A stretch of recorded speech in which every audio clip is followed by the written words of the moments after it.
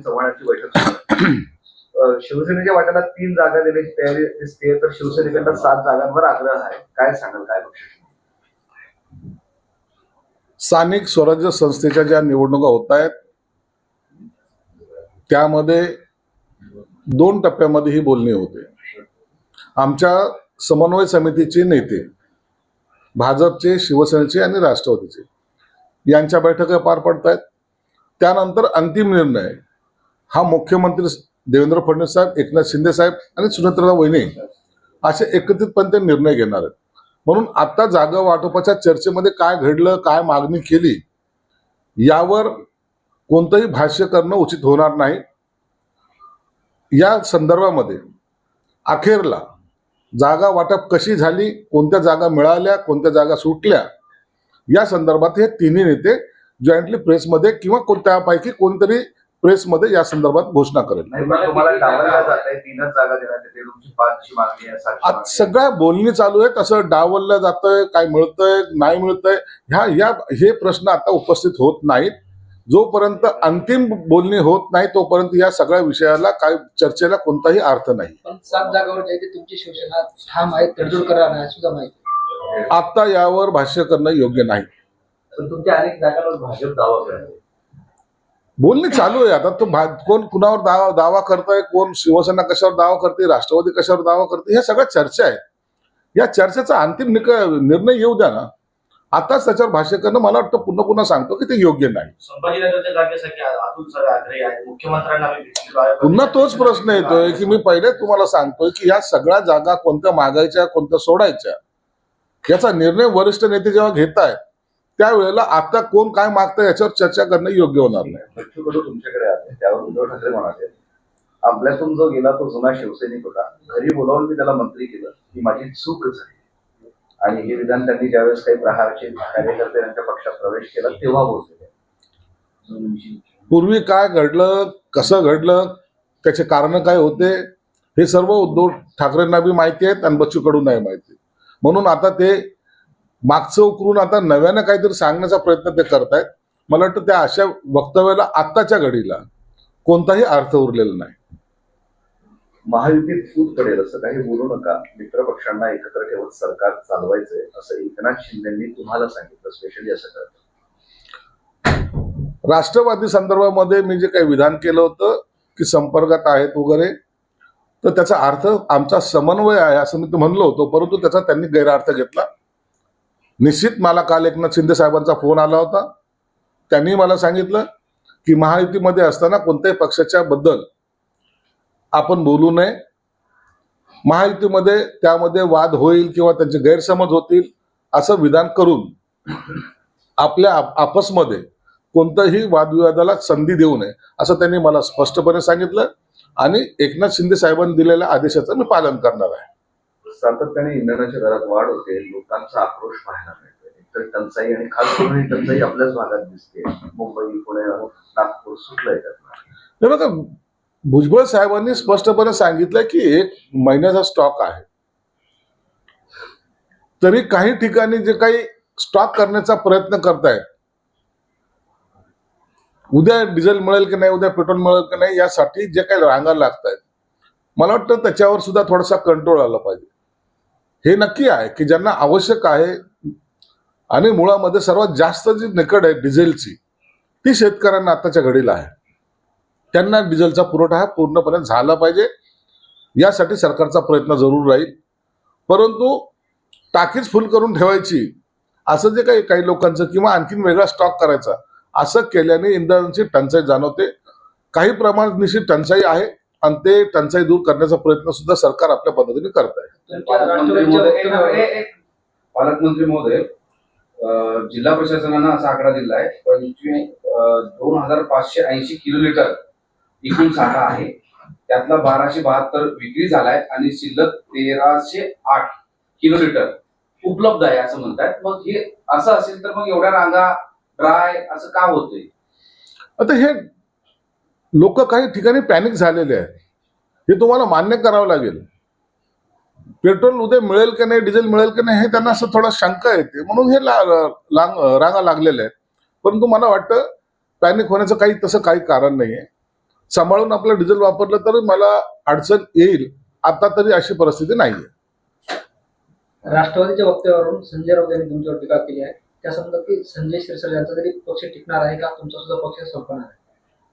संजय राऊतच्या टीकेला मी महत्व देत नाही आणि आमचा उभाटा निश्चित होणार नाही. उभाटाची जी अवस्था आहे ती त्यांनी पाहावी. आमच्या पक्षाची गती आणि आमच्या पक्षाचा असलेला आताचा रेकॉर्ड एकदा विद्वान असल्यामुळे त्यांनी डोळ्याखालून घालावं. महाराष्ट्रामध्ये प्रत्येक निवडणुकीमध्ये शिवसेना हा 2 नंबरचा पक्ष राहिलेला आहे आणि शिवसेना आणखीन मजबूत करण्यासाठी माननीय एकनाथ शिंदे साहेबांच्या, श्रीकांत शिंदे साहेबांच्या नेतृत्वामध्ये आता महाराष्ट्रामध्ये आजच्या घडीला प्रत्येक तालुक्या वाईज आमचे सर्व पदाधिकारी, आमचे नेते, आमचे आमदार, आमचे खासदार सर्वजण पक्षवाढीसाठी प्रयत्न करतात आणि त्याची मोहीम आपल्याला महाराष्ट्रभर पाहायला सुद्धा मिळेल. या सगळ्या प्रकरणावर तुम्ही जे भूमिका घेतात सातत्यानं राष्ट्रवादी पक्षाच्या बाबतीत, त्यातनं तुम्हाला मुख्यमंत्री उपमुख्यमंत्र्यांनी म्हणजे तुमच्या पक्षप्रमुखांनी सुनावलं अशा प्रकारची बातमी आहे. सुनावलं नाही तर एकनाथ शिंदे हे आमच्या पक्षाचे प्रमुख आहेत आणि एखादं वाक्य माझ्याकडून जर चुकून निघलं किंवा माझ्याकडून काही चूक झाली तर ते दुरुस्त करणं किंवा मला समज देणं हे एकनाथ शिंदे साहेबांचा असलेला अधिकार आहे. त्या अधिकाराला सुनावलं, खडसवलं, फटकारलं अशा शब्दात आम्ही घेत नाहीत. तर तो आम्ही त्यांना आदेश मानतो आणि त्या आदेशाचं पालन करतो. यापुढे तुम्ही राष्ट्रवादीवर किंवा इतर पक्षावर बोलणार नाही? जेव्हा जशी परिस्थिती येईल त्यावेळेला त्या शिंदे साहेबांना विचारून योग्य तो निर्णय घेतला जाईल. तर उपमुख्यमंत्री एकनाथ शिंदे यांच्या भेटीसाठी भाजपचे प्रदेशाध्यक्ष रवींद्र चव्हाण नंदनवन निवासस्थानी गेलेले आहे आणि तिथे त्यात जाणार आहे. तर तुम्ही 6 जागेवर ठाम आहात असं कळतंय, काय नेमकं? मी आता याच्या पूर्वी सुद्धा सांगितलं की आता हे जे काही स्थानिक स्वराज्य संस्थेच्या निवडणूक आहेत या संदर्भामध्ये फायनल स्टेजला चर्चा होणं अपेक्षित आहे. 25 तारखेपासून फॉर्म भरण्याची तारीख आहे आणि म्हणून अशा वेळेला लवकरात लवकर यावर तोडगा निघावा, याच्यातलं जागा वाटपाचं हे सर्कल हे पूर्ण व्हावं हा त्याच्या मागचा उद्देश आहे. आणि म्हणून हे अत्यंत खेळीमेळीच्या वातावरणामध्ये ही युती होईल आणि महायुतीमध्ये सर्व जागा ह्या लढल्या जातील. पेट्रोल डिझेलच्या दरवाढीवरून काँग्रेसने जे ते पंतप्रधान नरेंद्र मोदी यांच्यावर टीका केली. महागाई मॅन असा उल्लेख. काँग्रेसकडे आता कोणतेही मुद्दे नसल्यामुळे नसलेल्या काहीतरी अडचणी ज्या लोकांसमोर आणाव्यात पण सहकार्य करायचं नाही. पेट्रोल डिझेलची टंचाई ही काही अंशी का होईना जगामध्ये सर्वीकडे झालेली आहे. भाववाढ ही जगामध्ये झालेली आहे आणि अशा वेळेला आपले नागरिक जे पॅनिक होत आहेत त्यांना समजवण्याचा, त्यांना धीर देण्याचा ही वेळ आहे. म्हणून काँग्रेस पेट्रोल टाकून आणखीन तो भडका उडवण्याचा प्रयत्न करते, त्याची आम्ही दखल घेत नाही. तो भडका पहिलाच उडालेला आहे. ग्रामीण भागात आपण जर बघितलं तर रात्रभर शेतकरी त्या पेट्रोल पंपावर सुटतायत, एका डिझेलच्या कॅनसाठी 2-2 दिवस थांबतायत. खरंच परिस्थिती आहे. सरकारचे तुम्ही जबाबदार मंत्री आहात, खरंच येणाऱ्या काळात पेट्रोल डिझेल संपणार आहे का? मी पहिल्यांदा सांगितलं की शेतकऱ्यांना खऱ्या अर्थानं अडचण जी आहे ती शेतकऱ्यांची आहे. हा मोसम जो आहे या वेळेला शेतकऱ्याला डिझेलची अत्यंत आवश्यकता आहे. या 8-10 दिवसामध्ये शेतीची मशागत असेल, इतर कामं असेल, जर ते पूर्ण झाले नाही तर शेतकऱ्याच्या हाताचं वर्षभराचं पीक जाईल. म्हणून शेतकरी चिंतेत आहे.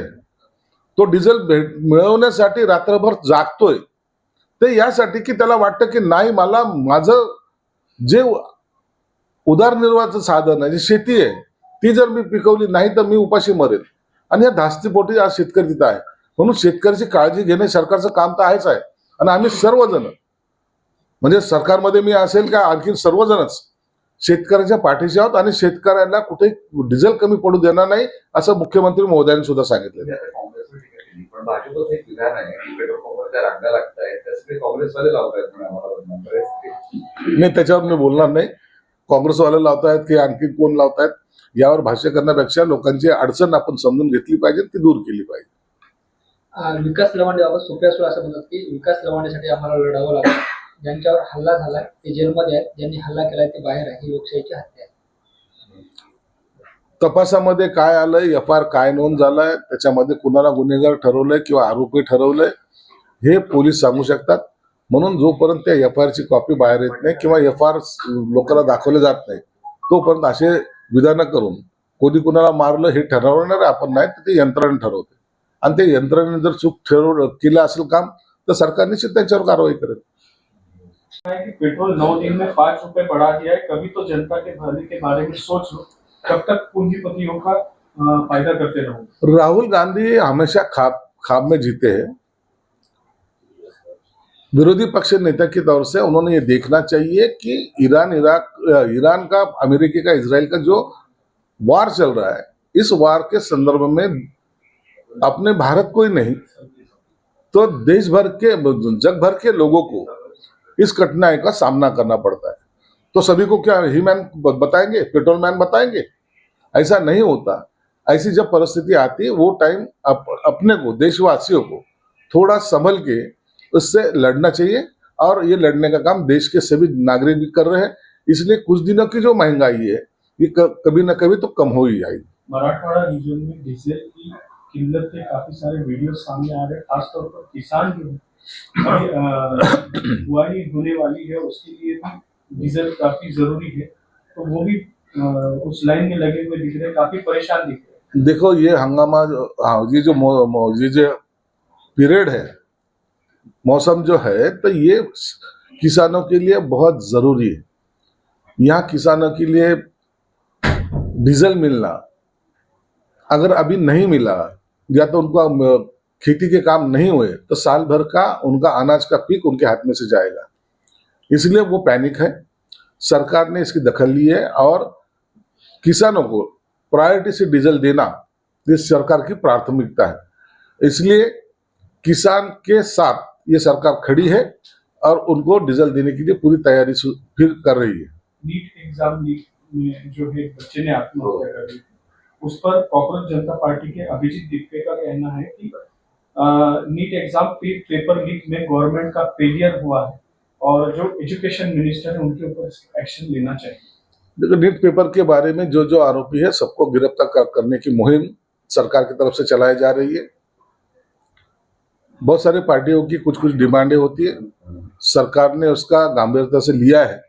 अब इसके ऊपर क्या क्या डिसीजन लेना है ये पंतप्रधान मोदी जी लेंगे। और लेकिन महाराष्ट्र में जो क्लास चलाते थे उसके ऊपर कड़ी कार्रवाई की जा रही है, उनको अरेस्ट किया जा रहा है, उनकी प्रॉपर्टी कहाँ का क्या क्या किया है ये सब जब्त करने की कार्रवाई भी जल्दी शुरू होगी। धन्यवाद। चलो बंद करो।